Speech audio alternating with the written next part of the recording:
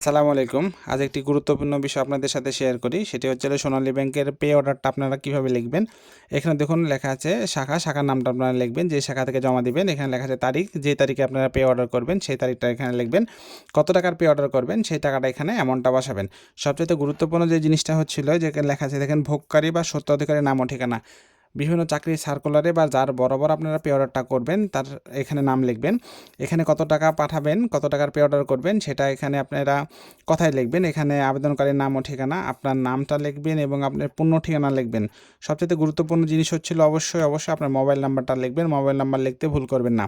এখানে দুই জায়গাতে আবেদনকারীর স্বাক্ষর, আপনার স্বাক্ষর আছে, আপনি সুন্দর করে নাম লিখবেন, স্বাক্ষর না দিলে হবে।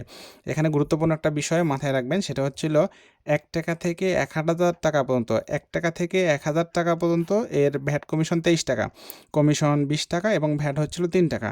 আর 1 টাকা থেকে 1 লাখ টাকা পর্যন্ত ভ্যাট কমিশন 58 টাকা, কমিশন 50 টাকা এবং ভ্যাট হচ্ছিল 58 টাকা। তাহলে 500 টাকা আমি জমা দেবো, আমার ভ্যাট কমিশন সহ 523 টাকা ব্যাংকে জমা দিতে হবে। আর এখানে পিছন পাঠ আসলে অনেক কিছু লেখার জায়গা আছে, লিখলে হয় না লিখলে হয়। আপনার না লিখলেও ব্যাংক থেকে কিছু বলবে না। কিন্তু সবচেয়ে গুরুত্বপূর্ণ যে জিনিসটা, আপনি কত টাকা নোট কতটা দিবেন, টাকার ফিগারটা এই পিছন পাটে, এই পে অর্ডারের পিছন পাটে আপনারা লিখে দিবেন।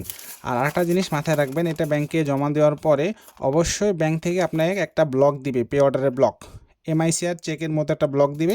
সেই ব্লকটা নিয়ে যাবেন, কোনোভাবে এই ভাউচারটা নিয়ে যাবেন না।